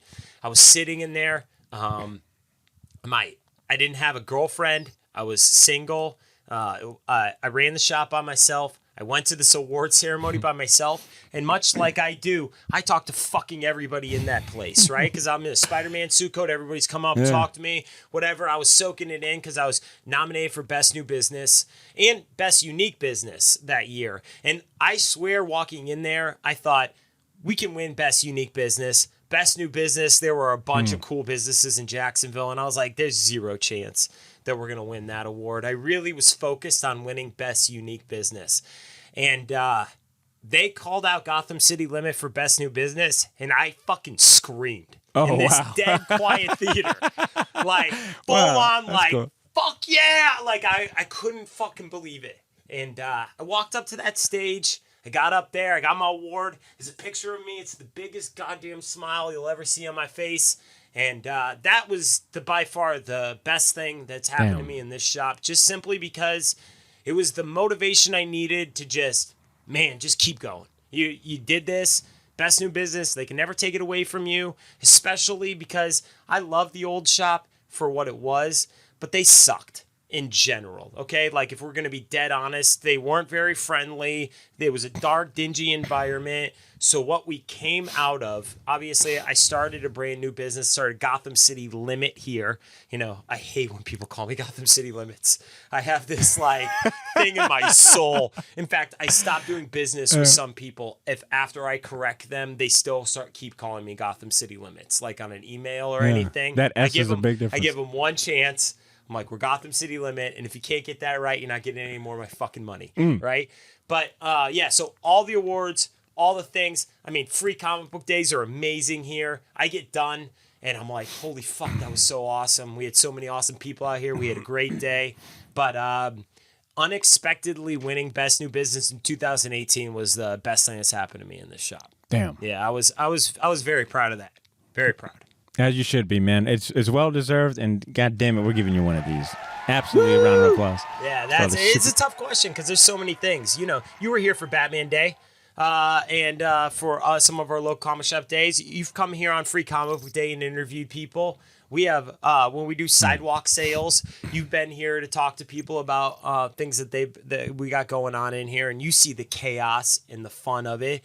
I mean, I never imagined that.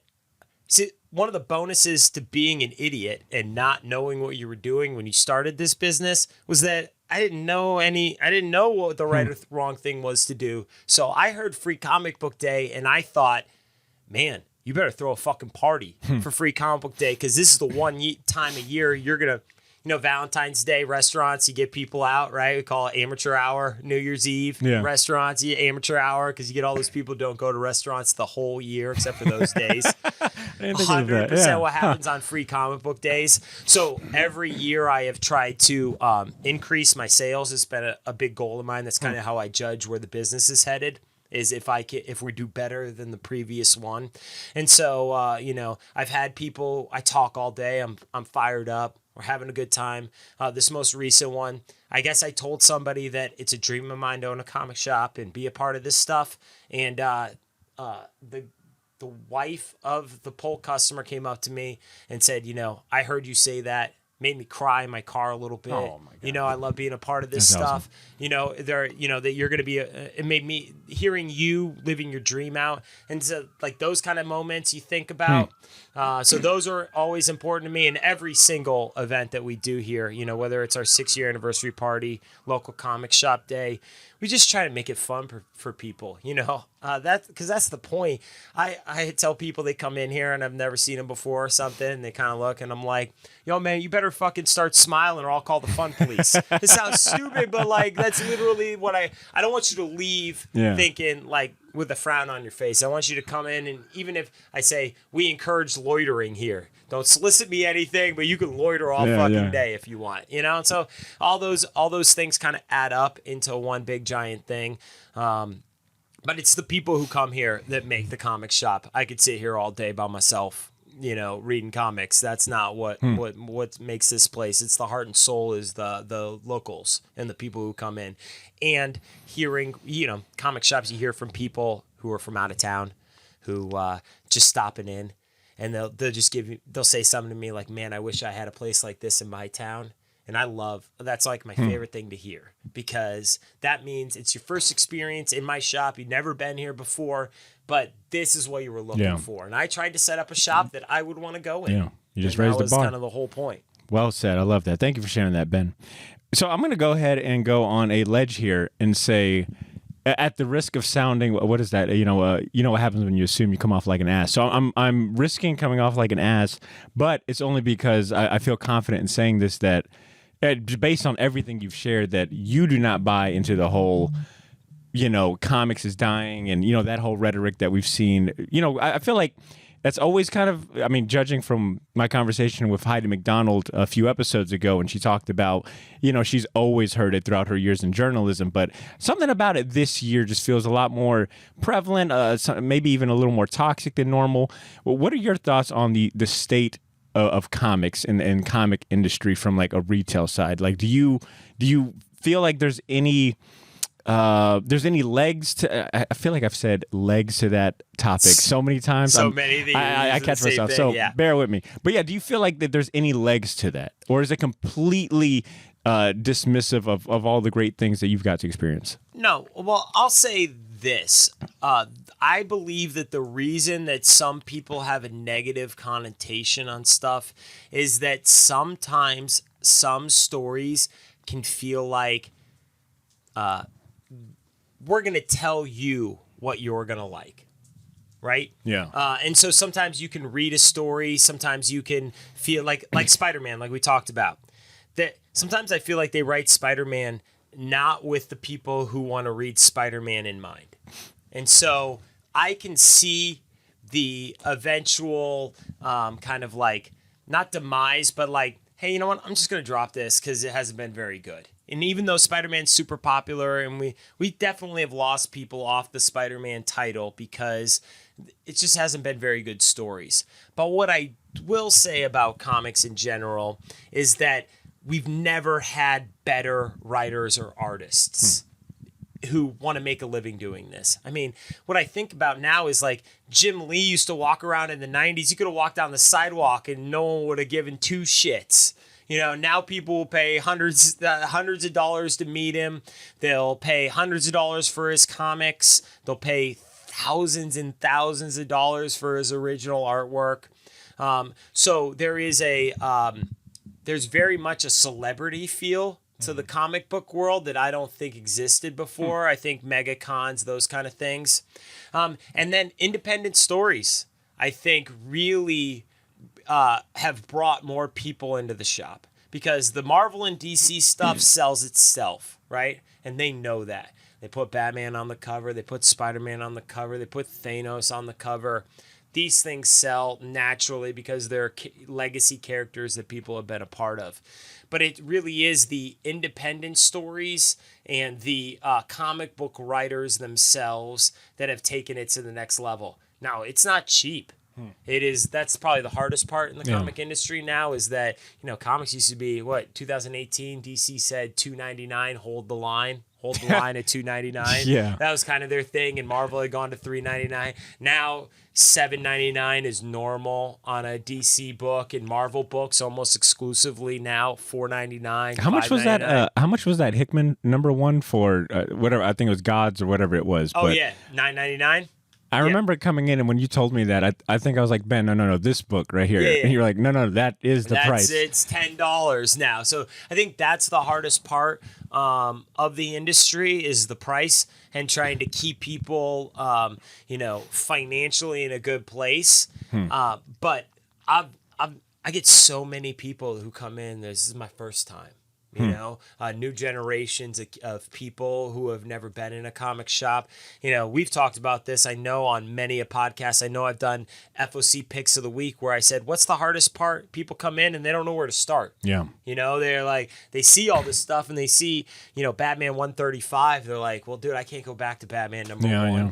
You know, and I'm like, you don't have to. You could start right here. All you got to do is pick up this storyline from right here. But we have the best artists, the best writers, and people who are passionate about the business. And so I only see, and, I think numbers are inflated, right? Because now when Moon Knight comes out, there's 5 covers. So it's not just Moon Knight cover A you're selling. You sell 70 of those, but I got 15 of this cover, 10 of that one, 10 of this one, 10 of that one, and all of a sudden you bought 125 instead of 70. So I think that number-wise, I think there's been an uptick, and I think variant covers have a lot to do with it. Because now, man, there's not many covers. Transformers, G.I. Joe, Void Rivals, Beneath the Trees, they all have variants. Yeah. Every comic has a variant cover to it now. So I try to think back to when newsstand comics were out, and they told you not to collect those because they weren't the direct edition. Yeah. And now everybody pays more money for newsstand comics because they were less collected. I try to tell people that I think 2nd, 3rd, 4th, and 5th print runs and beyond are kind of some of the fun ones to collect because the print runs are so tiny that they're the ones 20, 30 years from now in terms of like going up in value that I think will really happen. But in general, the stories have never been better. The art has never been better. Unfortunately, since COVID, when we disrupted every industry in the world, there's not the same amount of paper. There's not, like, literally these comic book companies are printing comic books on different paper every week. So the quality, unfortunately, I think has gone down a little tiny bit because they don't have a choice. Yeah. You know, every week they got to print millions of comics. And that's why you've seen some of those magazine-sized comics recently, you know, the ones that are a little bit larger, which is absolutely the bane of my existence. I won't even get into it here. But, like, nobody is in a magazine store, right? You know what I mean? Can I admit, I remember when I first heard you say that about, like, DC Black Label being, you know, magazine size, and I think even, like, you might have said something about distillery. And I remember thinking, damn, I really like these sizes. Yeah. Well, no, because it's cool for the artwork. It makes the artwork better, you know. right? You get bigger, larger sizes. But it is a pain in the ass to store. But for a comic book shop owner, I can't even put it in a pull box. That's fair. So it's very hard. And then I know there are great stories out there that I have 2 people in here that collect every single Marvel and DC comic that comes out. Wow. They don't have a pull list. They say every title of Marvel and every title of DC I want cover A. That is so expensive. So I have 2 people that do that in here, and they don't collect those anymore. Those magazine size ones, because you can't put them in your box. Gotcha. It's simple as that. Okay, so you brought up some points that I feel like I've echoed here on the show, as far as, like, the plus, you know, comics aren't dying. You know, it's really a matter of, like, how can you say that when there's so much good writers, artists, so many good titles out there? You might have to do a little more digging, and if you're only looking at surface level, like Big Two, then yeah, you might be a little disappointed. But I think there's gems among those. But I know we've had conversations, you know, talking about the headaches you go through as a retailer and on the business side. So I'm going to ask a question that I love, because I've borrowed it from David Harper. I've heard him ask it on his show to retailers, and I always think it's a fantastic question. So shout outs to him. But if you had a magic wand and you could change one thing, or maybe whatever, a few things, however many come to mind, but one primary thing from a retailer perspective that would make your life easier and make comic books even bigger or even better to sell, like, what would be that change you'd want to see in the industry? Okay, so it's one major thing. And you did not prep me on this question, so you put me on the spot here a little bit. However, it's one thing that Marvel and DC, I think, do pretty well right now, that independent companies, and I call everybody not Marvel and DC independent, even though everybody's independent. It's kind of a silly title, you know, but we always do that, the big 2. A synopsis in front of the fucking comic book, because when a number 1 comes out, I sell out. Okay? And then if I don't have any more number 1s, no one's picking up an independent story. And I'm like, just put at the beginning of the second issue what happened in the first fucking issue. I'm watching TV shows that I just watched, and I watched the recap of the show I just watched, because the recap gives me everything I was supposed to learn from the last episode. So recaps. Like, just off the top of my head, I mean, there's so many different things, right? I mean, price of comics, blah, blah, blah, all the little things. Shipping comics. And that's the one that we've had numerous talks about, the nightmares of that. Getting them to the shops in good condition is obviously a huge one. But, man, if some of these comic book companies that do, especially if you're not Marvel and DC, if you just do a recap, then people could pick up 2 through 6, and then they could go look for the first issue on their own, or I could try to find it for them. But you could just pick up the story and start reading. And in between, a month in between comics, especially if you read all the time, you get the second issue and you're like, wait, what the fuck was the first issue about? I don't even, you know what I mean? Like, it's almost intimidating. You like want to go find the first issue and try to reread it, because it's been a month. Real life has happened. Everything's gone down. So if there's one thing I could do, I'd put a recap in every single comic book of the previous issue. Just 2 paragraphs. Let me know what I need to know, and now I can move forward reading it. That is a great suggestion, and one that I don't hear echoed too much. I mean, to your point, you could have easily said, oh, price of comics would help out, which, I mean, would, right? Price of comics, you know, shipping in better condition. But a recap, I do miss those. When I flip through, like, old, you know, 90s books, especially, I feel like Marvel was really good at it, because they would have, like, the gatefold, you know, it'd show you every single character, a paragraph. You might as, you know, basically gave you the whole, like, background. But you don't really see that too often I think at all now. Yeah, I mean, and Marvel and DC do occasionally do it in their comics, and so that does help. Like, hey, you know, this just happened, let you know what's going on, and so I know they've picked up. But even Skybound and Image, where I love Void Rivals and I love Transformers and I love G.I. Joe, the new Duke series, I don't know why you don't have previously. Yeah. This just happened. This character, this happened, boom, and we're gone. Yeah. And now you can pick it up, because that's the most intimidating part. You don't want to start a story in the middle if you don't know what's happening, and it's very hard to pick up a comic book in the middle and read the comic book and actually know what's happening, because comics are told through words, but they're also told through the story and the artwork. So a lot of times something happens in the art that isn't in the story, and if you don't verbalize that to someone later on, they'll never know that That's a happened. great point. Yeah. Wow. Excellent point. That was a really good point. That was a really good choice right there, Ben. Ben, I got 2 more questions for you, and we'll wrap up here. Deal. But on the topic of the shop and the retail side, one among the many compliments I give you, one of the main ones I give is that your eye for product is excellent. I cannot tell you how many times I've come in here with no goal. Maybe I'm in here just wanting to buy one comic, but I've got to do a lap or 2 around the shop just to see what's the new stuff. And I love that you've got it, like, you kind of just treat it normal. Like you've got it scattered. It's not like a big spot like, hey, here's a brand new thing.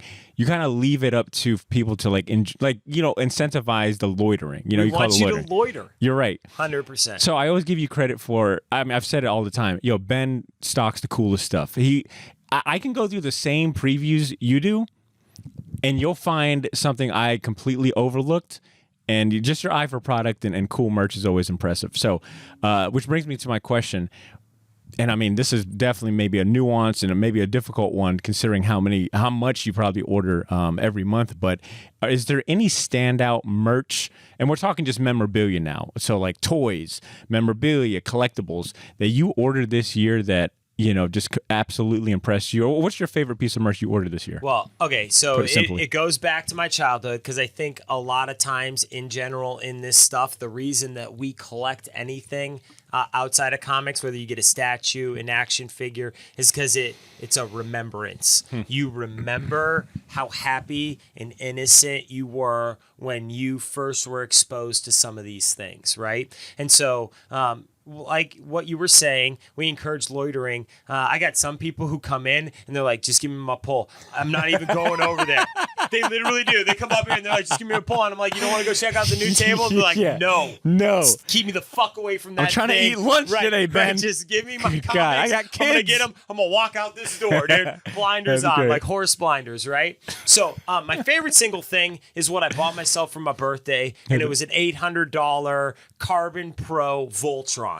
Wow. Okay, and it is individual lions that you fold up, make a giant Voltron about this tall, about 12 inches tall. Voltron is still, to this day, when I was a kid, all I wanted to do was ride in the Red Lion, come out of the fucking volcano mountain. Hell yeah. That's all I ever wanted to do. Thought that'd be the coolest thing ever. So Voltron, the Voltron that I bought for myself this year, is by far my favorite thing that has come out. And when they make Voltron stuff, I am the number one spot in Jacksonville to find it, because that's something I like to carry. I also have a Battle Cat. It's the only statue downstairs in my house, my girlfriend lives with me, that would let you believe that I own a comic shop. Because downstairs looks like everybody else's normal house. You go upstairs and it's like it's like the Gotham City Limit Part 2. Yeah, exactly. Hey, if my lease is up, I might be selling out of my garage. All right, but either way, that's what we got going on. So, but I have a 6-scale sideshow Battle Cat statue downstairs on my right next to my fireplace. It's the only thing that I keep downstairs. My girlfriend didn't know what it was, and then she started going in some of her friends' houses. She went into one of her friends' houses in Sarasota, and they had a Battle Cat statue, and she's like, what the fuck? Now I see this everywhere. I never noticed He-Man Battle Cat stuff before. Really quick, in relation to like Pacer, how big is it? You said it's 1/6. 1/6 scale, so because I don't know what the full it's a scale hard of Battle thing. Cat is. It's 2.5 feet long. Oh wow. 2 or 3 feet long. probably about 2 feet high. Damn. Okay. I bought the limited edition one where it's got the standard Cringer face, but you can take that off, put the Battle Cat face on, and then the eyes light up. Oh, come on. And so, and he's in a pose. He's like crawling up a thing. He's got his claw out, like like he's about to hit something. So Voltron, Battle Cat, I love in general. What I will say is in here, what the biggest change this year in merchandise is anime. Is One Piece, Demon Slayer, League of Legends. You just go down the line. I mean, if you can see where all the pops used to be are now just anime statues. Man. There are no more single pops over there. They're gone. I've been looking to that, because it's right over your shoulder, and I keep looking at like, why does that look different or change? It used to be, remember, it was a wall. It was like the biggest wall of pops I've ever seen. Because when I first started, every place I went in had these walls of pops, so I thought that was something I just had to bring in. And so the biggest change has been the younger generation. Anime is crazy popular. Yeah. I know finally I'm getting some One Piece cards in this summer for the shop. Those statues, Disney, especially in Florida, is very popular. But I'm just going to go back to what you said originally when you were framing this question. And that was, you come in here and there are things in here that you see. I just buy stuff. I listen. And I try to learn what people like, and then I buy stuff I would want. I know I'm a nerd. I know that this place was built for someone like me to come into, and I'm like, yup, I would fucking want that. I'm getting one of them. Let me add. It's silly, but it's true. No, I like it. But let me add a layer to that question. Have you ordered? Tell me what comes to mind when I ask this. Have you ordered something for a customer?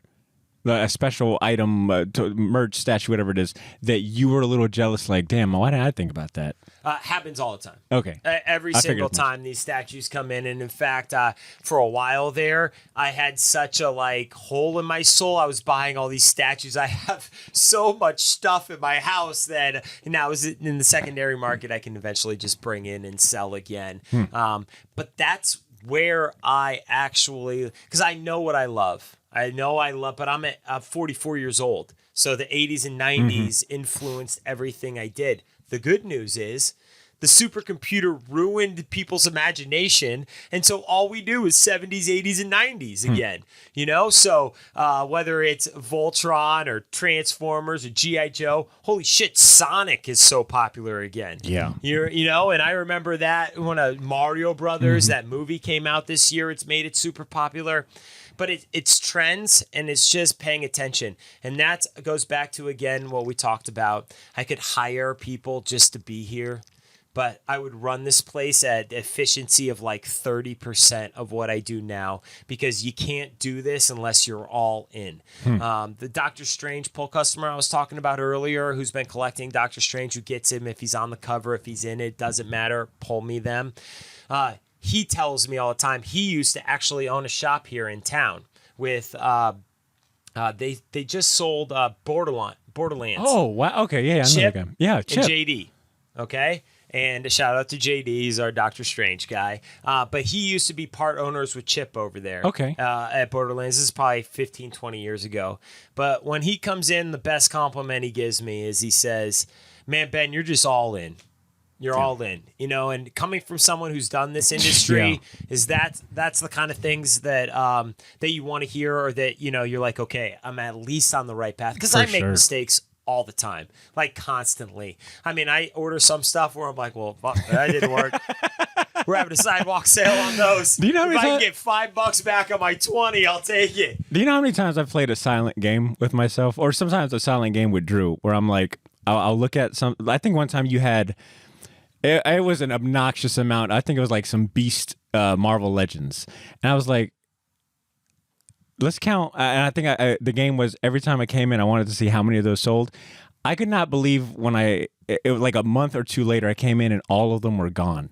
And I was like, Ben does it. He's got the touch, man. He's got the fucking touch. Well, no. So my father's in retail. He's been in retail his whole life. and okay. That makes sense. but in department stores, type of generally clothing, right? And it's not like I pick his brain whenever I can because he's a brilliant man.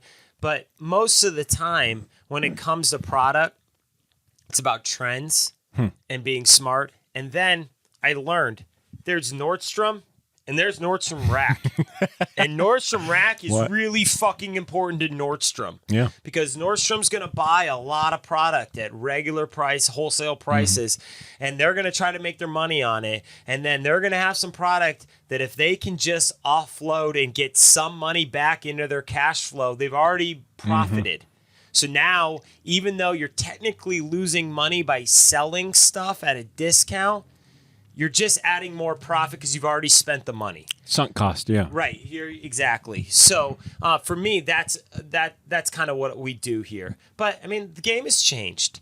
Action figures, for example, Marvel Legends, Build-A-Figure, 2018, 2019, 2020. Most places just sold individual figures. I said, fuck that. I'm going to make you buy the whole set.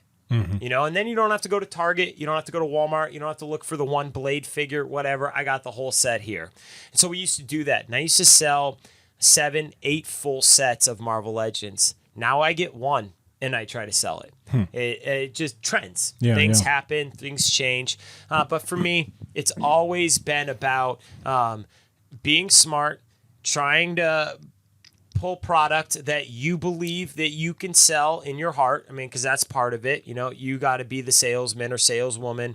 And then when you make a mistake, don't double down on your mistake. You fucked up. Move on. Well said. Yeah, so that's important. That's good stuff. That's some good gems right there. All right, last but not least, Ben, we've been talking about 2023, you know, recapping and in retrospect. Let's look a little bit to the future. And since, I mean, you know, this is the best damn comic podcast in the galaxy, I want to give everyone listening, well, actually, let me take that step back to that. Interesting that you bring up, you know, having to hone in on, you know, trends, because it sounds like it's safe to probably say that you have to be a little bit of a fortune teller when it comes to running a comic shop. You know, like foreseeing trends and foreseeing where comics go and et cetera, et cetera. There's a little bit of like that fortune teller aspect. You can't bullshit yourself. You can't. You can't look at a product and be like, oh, I think that's going to sell. But when you go home and you sit in a dark room by yourself, you're like, I don't know anything about that fucking product. How would I, you know what I mean? Like, you have to legitimately be all in and look at the product. So I, with that said, you know, bringing up, you know, a little bit of being a fortune teller, looking into 2024, and I think I might have set that question up a little funky, but I really just want to know, when you look at next year or this year, when this episode comes out, 2024, what are the comics that you're excited for, that you feel that everyone listening right now should put that on your radar?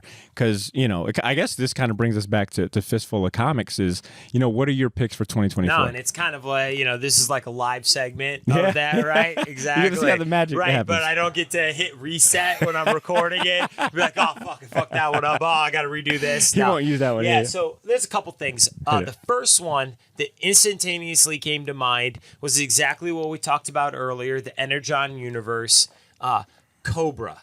Now there's going to be a 5-part series, Cobra. The Duke one that you picked up today, and I'm not sure if you read it digitally, but the first issue, I did. You know why it was so good?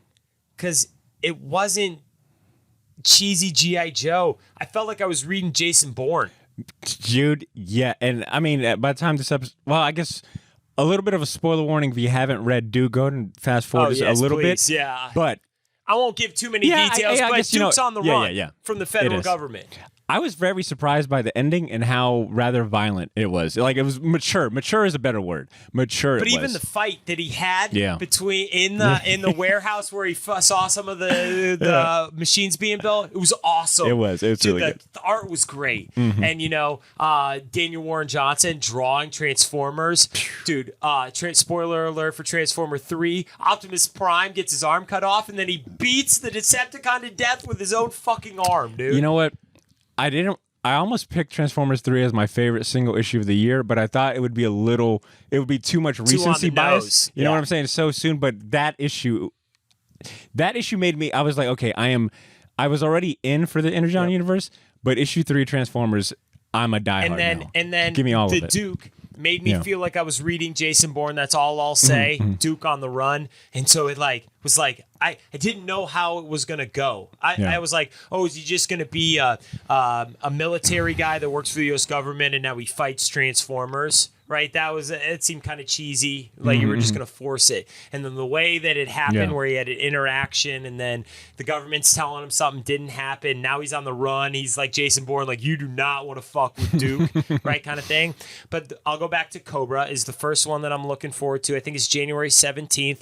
Obviously, when Joshua Williamson did our little live promo video for the shop, he asked me if we wanted to do G.I. Joe or Cobra, and I yelled out Cobra at him, like I do. But because villains are sometimes, Darth Vader's my favorite character of all time. There's just something about like the nature of a villain that is enticing and fun for me. But the reason I look forward to Cobra is because at the end of some of the Transformer comics they've had, and at the end of Duke, they have like the first 2 pages of Cobra.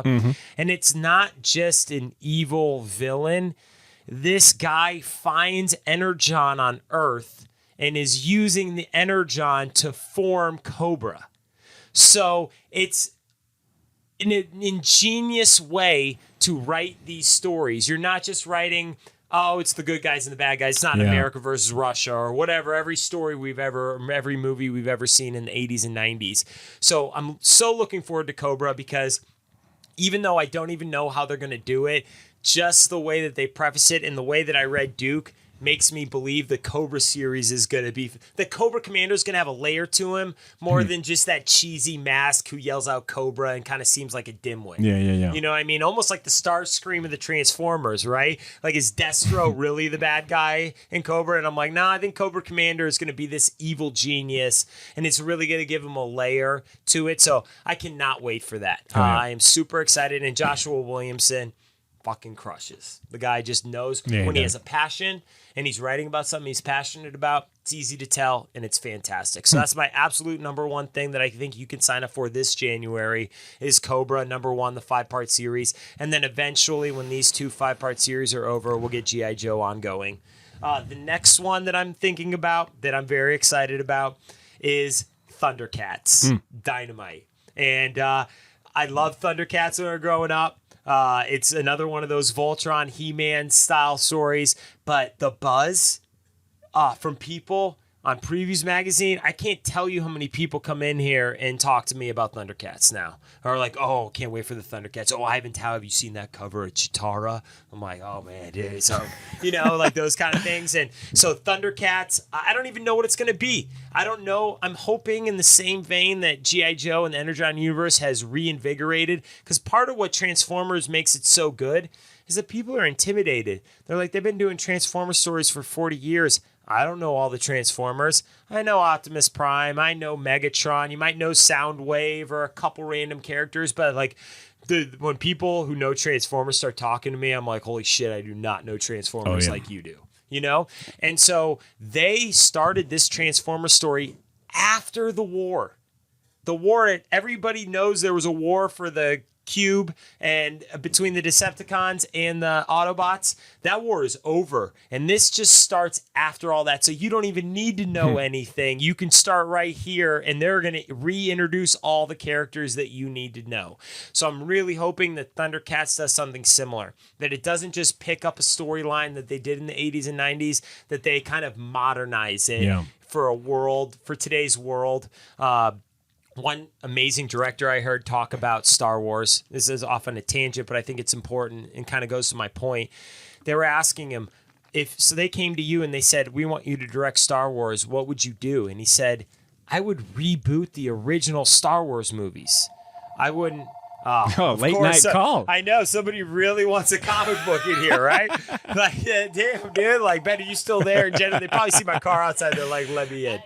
Yes, but sorry about the phone call. Obviously, that's going to get in the way.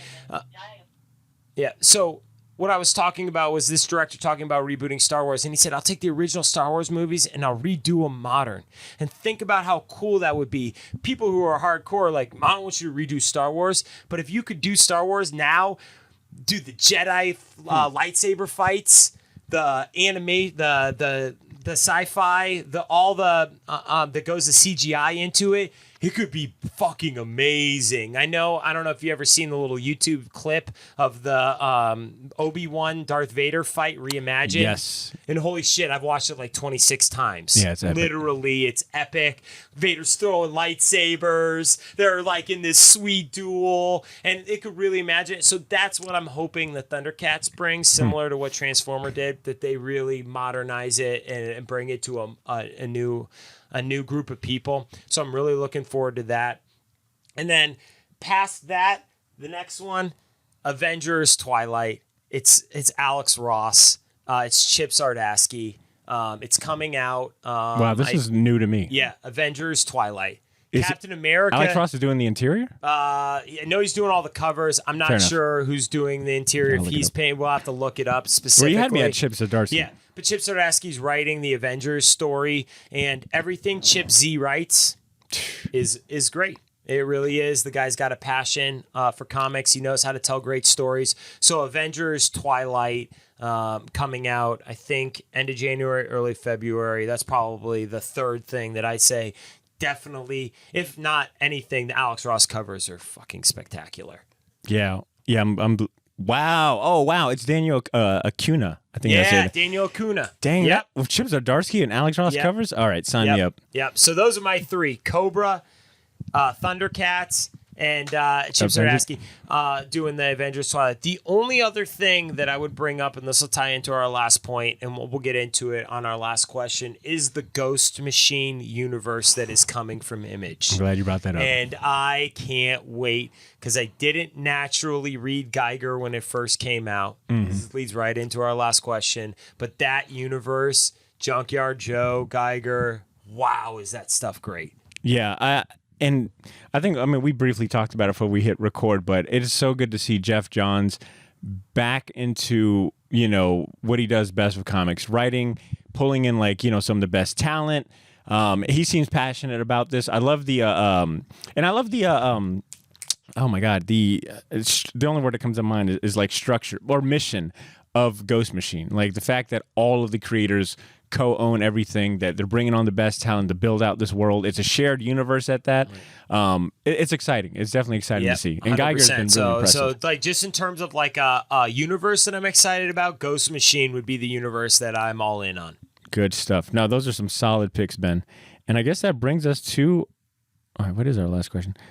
Oh, Was it from this year? Why not? Let's go ahead and do it. I was going to wrap us up, but why not? So I'll make it quick. Yeah, no, I you know what it is? I don't think I passed. I kept writing new questions out, but on my script, I don't think I put everything down. So why not? Let's go and do it. Ben, what was your favorite comic that wasn't from this year that you discovered for the first time? Yep, so 2. Geiger.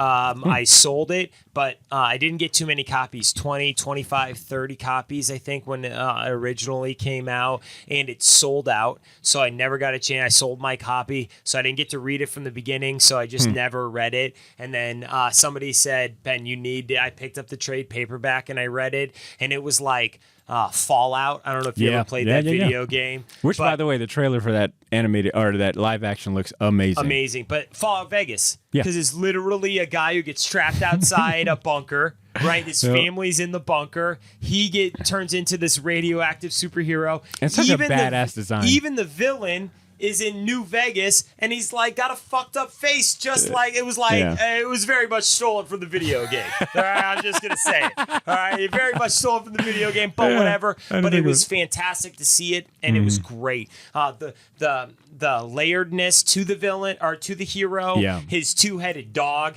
Obviously, I got a thing for animals, so that part of it. So that Geiger, and then it led into Junkyard Joe, and so now the Ghost Machine, like we were talking about previously. That was absolutely fantastic. And then I found this year, we were talking about, I don't know how to pronounce his name, Garth Ennis, say whatever you want, to each their own. But someone this year introduced me to the single greatest animal story ever told, Red Rover Charlie. And it is Garth Ennis. It is one trade paperback. You'll read it in 30 minutes tops. It's a very quick read. You go through some roller coaster emotions. I'm not even going to get into it. It's 3 animals that are, they consider all the humans feeders. They wake up the next day and the apocalypse has happened. All the humans are gone. And so they go on this adventure to try to find humans, feeders, whatever, and then they go into this giant world where they interact with other animals, good and bad. And it is the single greatest animal story. I keep buying it in trade paperback in volumes of 10. I buy 10 at a time, and I am sold out currently because when people come in here and they ask me for one story I think they should read, I give them Red Rover Charlie, and then they come back and they're like, that was fucking crazy, Ben. Damn. So that's it. That'll probably wrap up the story. You want a cool thing? Come to Gotham City Limit. I'll get you Red Rover Charlie. 35% off. It's the only thing I do better than Jeff Bezos. I sell fucking books cheaper than Jeff Bezos. That's good. So that's it, man. Always here. But that's leading into 2024, man. Read Red Rover Charlie, Garth Ennis, whatever, however you say the guy's name. He's fantastic. I love it. Yeah, it's good. That's some good homework to end on. Ben, this is the real last question. Do you have any... obviously I'm going to have links to the socials, to the website, and the show notes like I always do, but do you have anything in closing to say to the listeners? I imagine a lot of folks that shop here are probably listening to this as well. Do you have any parting words as we begin a fresh new year? Yeah. Pretty easy. If you want to be a part of the Limit, we're not Midtown Comics. We're not mycomicshop.com. It takes an infinite amount of people and a lot of time to get individual comics up online and try to sell and match your inventories to what you sell in and what you sell out. But if you want to be a part of the Limit, it's very easy to do. You can follow us on Facebook, Instagram, X, TikTok, any social media platform there is, and you can become a part of this place. We obviously ship, we do this, but you don't have to be local to Jacksonville to be a part of this community. You can literally be a part of it just from the outside through social media. And then what we do here is customer service. So there is not a bad question. If you go to GothamCityLimit.com right now, there's a contact us page now on there where you put in your information, your phone number, your email, and you can literally shoot us any message you want from anywhere at any time. It comes straight to the shop email. Everybody who works here has access to it. We pull all that stuff and we make it happen.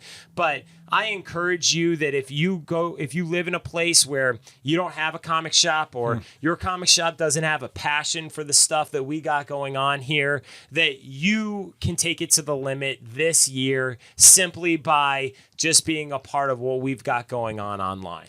I love it. And I've been dying to say this. I'm glad you finally said it, but Shortbox Nation, I can safely say all of you have taken it to the limit today. Absolutely. And, I'm going to finish this just like I finish everything. Say, with great power comes great responsibility, and always take it to the limit. I love it. Ben, you've been fantastic. I'm glad we finally got to make this happen. Hey, man, you're an amazing guy. I really appreciate you stopping by. Hell yeah. Hell yeah.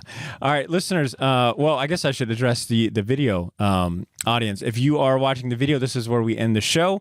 Might I suggest that you subscribe to the channel, follow us on your favorite podcast platform, and do me a favor, go check out some of our other episodes if you enjoyed this one. With that being said, be well, take care, read your comic books, and continue to make mine and yours Shortbox.